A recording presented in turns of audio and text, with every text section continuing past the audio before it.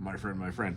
For a second, I'd like to talk about the serenity that you get, or that Chung, or the Zen, or that oomph feeling. The moment of aha. For me, playing for many a decade now, many different music opportunities and genres of bands, whether it's theater or it's local community, just workshop stuff and strumming, playing in bands that are touring, and or having a local residency running like an open mic or something. What I find is when you take yourself out of the music and you just focus on the music and you're practicing, that practice comes out on stage. So meaning, if we're going to play do, re, mi, fa, sol, la, ti, and do, and we know all of our different scale patterns for these notes, yeah, am I just regurgitating notes that I've learned, whether in order or out of order? No matter how many patterns I play, and I've clocked a lot of time on stringed instruments, I don't know if I'll ever be able to play all of the same patterns I've ever played over again. There's just too many possibilities. So being in the moment, like let's say we're playing in the key of G major, we're doing something like a half step slide in the G7, then we go to like a C9, using the same half step mechanism. Feels very bluesy, right? Being comfortable knowing that 5 chord is going to come and then a 3 chord is going to come is the serenity beginning. Once we've laid down a pattern, whether by yourself with a backing track, and then you kind of know where you're going to go. The one thing that I had a real hard time to is going from just playing the chords in a structure with a group to actually going out of the gates and sprinting like a racetrack, a horse, wanting to wheelie. And what I've learned over a period of time, it's not really what you play, it's how you play it and what the steps took to get there. And here's where the relationship with the whole Zen concept comes in. To be truly Zen, it is very hard for me to not think, to put that out of thought. So when I'm trying to meditate or have some sort of moment where the lack of thought is there, like za, the meditation comes down to being able to know that I know what a GBD is. I know what an A, C, and E is. I know what a B, D, and an F sharp is. These notes are just 3 single notes outside of a chord. Those chords are just 7 chords inside of a diatonic structure, which form progressions. And those progressions are composed of notes that either are stacked as harmonies or they're stacked linearly side to side, onto which it creates melodies. This concept is clear. By practicing all the different types of melodies, whether it's in a row, abstractly, or putting them together with some sort of dyad and then feeling those have resolution from one chord to the other inside these progressions, that makes sense as well.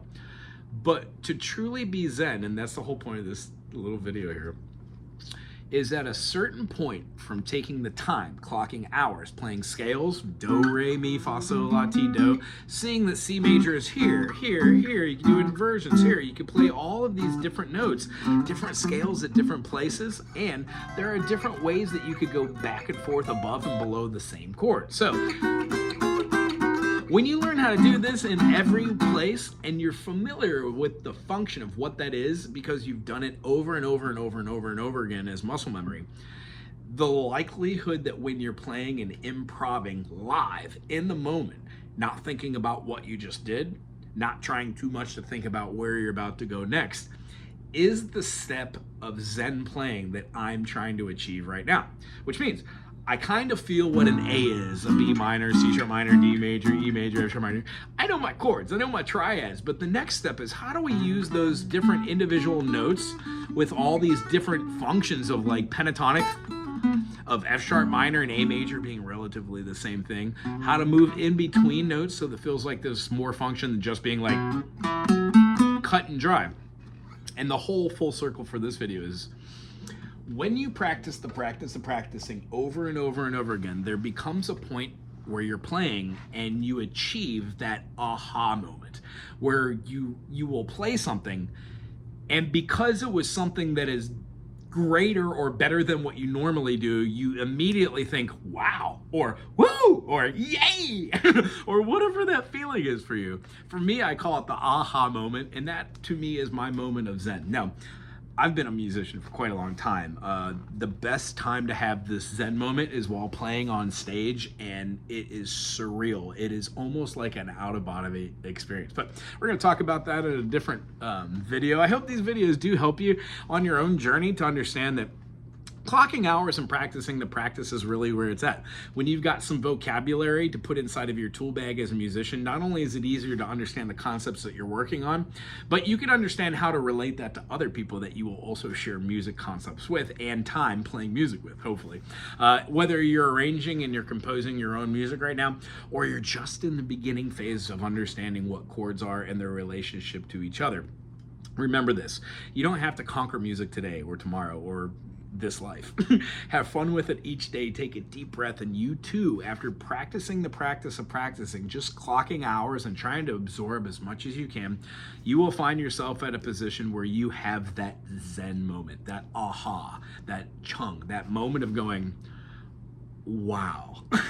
And I guarantee you, if you follow the methodologies from anyone, any of us yahoos like myself, or any book you could watch, it really comes down to how you do it and how you want to learn music analysis and what bands you listen to. And then there are a plethora of different things that I could give you insight on as far as being a musician, but a lot of them just come down to generalities. It's not going to happen tonight or tomorrow unless you do practice. Proof is always in the pudding, and then being humble about that as well. And then knowing that what you know is amazing, but there's still so much more to know. So the journey of learning and education in music is always ongoing. At least it is for me. I hope it is for you. I hope you dig this channel. If you do, thumbs up, put something cool in the comment section. If you've got one of these other concepts that would fit underneath Zen, we're talking about just being balanced, having creativity, but being easygoing where you're not pushing anything and you're not detracting from the total music, whether you're writing by yourself or writing with others. How to have some more mechanisms besides just, these are chords, these are notes. It does have a little bearing on way of thought, how you think of yourself as a musician, what you're doing in the current state, and then don't take yourself too seriously. Having fun with it all the while. Anyway, I really enjoyed this series, the Zen music. If you did too, subscribe, put something cool in the comment section, and we'll see you soon. Aloha.